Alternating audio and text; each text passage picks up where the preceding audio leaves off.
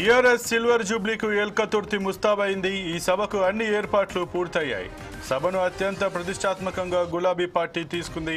తన బలం బలగాన్ని అధికార పార్టీకి మాత్రమే కాకుండా దేశమంతా చూపించేందుకు సిద్ధమైంది. ఇందుకోసం 1213 ఎకరాల విస్తీర్ణంలో సభా ప్రాంగణం ఏర్పాటైంది. 5 ఎకరాల్లో ప్రధాన వేదికను సిద్ధం చేశారు. సుమారు 5,000 మంది ముఖ్య నేతలు కూర్చునేలా భారీ వేదికను తయారు చేశారు. అలాగే వాహనాల పార్కింగ్ కోసం 1059 ఎకరాల్లో విశాలమైన స్థలాన్ని బీఆర్ఎస్ పార్టీ కేటాయించింది. ఇక ఈ అంశానికి సంబంధించి మరింత సమాచారం మా ఇన్పుట్ ఎడిటర్ శ్రీనివాస్ అందిస్తారు. శ్రీనివాస్, చెప్పండి. 25 సంవత్సరాలు బీఆర్ఎస్ పార్టీ పూర్తి చేసుకున్న సందర్భంగా ఏదైతే రజతోత్సవ సభ వరంగల్ ఎల్కతుర్తిలో ఏర్పాటు చేశారో దాని గురించి అయితే ప్రస్తుతం రాష్ట్ర వ్యాప్తంగానైతే చర్చ అయితే మొదలైంది. ఇక దీనికి సంబంధించి మీ దగ్గర ఉన్న పూర్తి సమాచారం ఏంటి?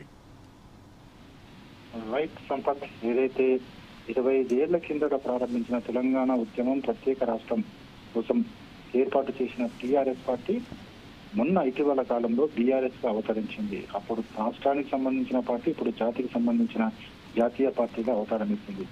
ఇన్ని ఒడిదుడుకుల మధ్య పార్టీ 2 దఫాలు ప్రభుత్వాన్ని నడిపించింది. 3వసారి ప్రభుత్వం కోల్పోవాల్సి వచ్చింది.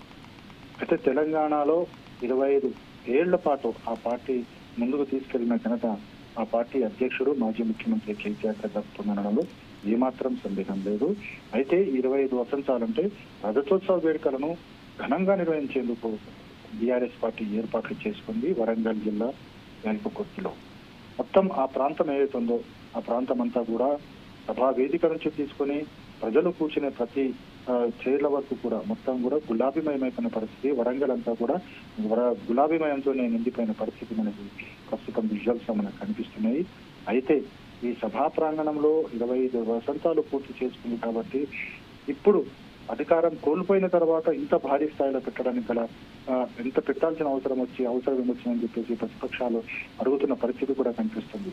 కానీ బీఆర్ఎస్ చెప్పేది ఒకటే, తాము ఏదైతే కోల్పోయామో ప్రజల్లో వెళ్తున్నామో ప్రజల్లో మేల్కొల్పుతాం, మళ్ళీ ఉద్యమాన్ని తగిలించి మళ్ళీ అధికారంలోకి రావడమే తమ లక్ష్యంగా టీఆర్ఎస్ పార్టీ ఉంది అనేది మాత్రం స్పష్టమవుతుంది. కాంగ్రెస్ తప్పిదాలను, కాంగ్రెస్ ఎన్నికల ముందు చేసిన వాగ్దానాలను భంగంగా పరిచాయని చెప్పేసి వీటన్నిటిని కూడా ప్రజల ముందుకు తీసుకెళ్లబోతున్నారు. మళ్ళీ ప్రజల్లోకి వెళ్లి పార్టీని మరోసారి అధికారంలోకి ఇచ్చే ప్రయత్నం ఇప్పటికే ప్రారంభించారని చెప్పొచ్చు. అయితే ముఖ్యంగా ఈ రజతోత్సవ సభలో కేసీఆర్ ప్రసంగం ఏ విధంగా ఉండబోతుందని ఒక ఉత్కంఠ అయితే అన్ని పార్టీలో నెలకొనుంది. సో కేసీఆర్ ప్రసంగం ఏ విధంగా ఉంటుంది, అదేవిధంగా భవిష్యత్ కార్యాచరణ బీఆర్ఎస్ భవిష్యత్ కార్యాచరణ ఏ విధంగా ఉండబోతుంది అనేది చూడాల్సి ఉంటుంది. అయితే శ్రీనివాస్, ముఖ్యంగా ఏదైతే ఈ రజతోత్సవ సభ సందర్భంగానైతే కేసీఆర్ ఏదైతే ఇప్పటి వరకు ఒక జోష్ లేకుండా కొంచెం నెమ్మదిగా సాగుతున్నటువంటి పార్టీలో జోష్ నింపే విధంగా కేసీఆర్ సభ ఉండబోతుంది. దాంతోపాటు కాంగ్రెస్ సంబంధించి ప్రస్తుతం ఉన్నటువంటి తెలంగాణ గవర్నమెంట్ సంబంధించి ఆయన ప్రశ్నల వర్షం కురిపించి వారు ఇచ్చిన హామీల అమలు తీరుపైన ప్రశ్నించేటువంటి అవకాశం ఉండబోతున్నట్టుగానైతే ఆ యొక్క పార్టీ కార్యకర్తలు కావచ్చు, ముఖ్య నాయకులు కూడా అయితే అంచనా వేస్తున్నట్టు తెలుస్తుంది.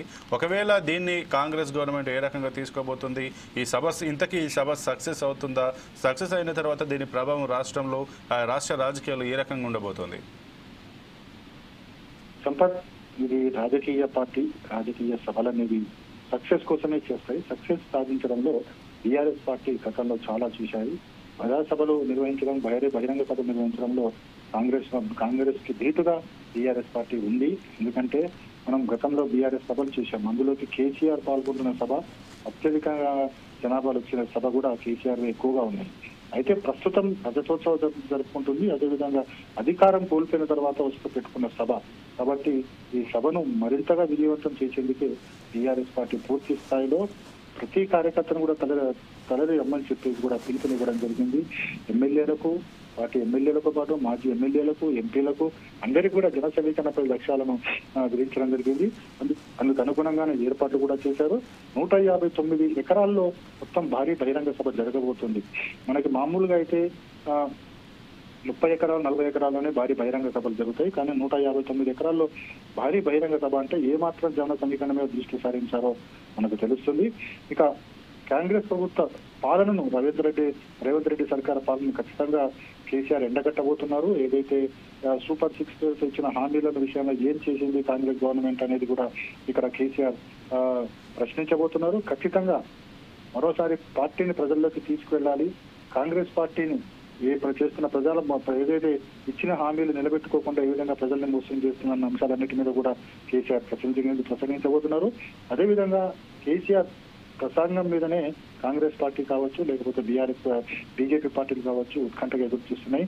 కేసీఆర్ ప్రసంగం తర్వాత కౌంటర్ గా కాంగ్రెస్ పార్టీ అదేవిధంగా బీజేపీ పార్టీలు మీడియాతో మాట్లాడే అవకాశాలు ఉన్నాయి అంటారు. Okay, thank you Srinivas.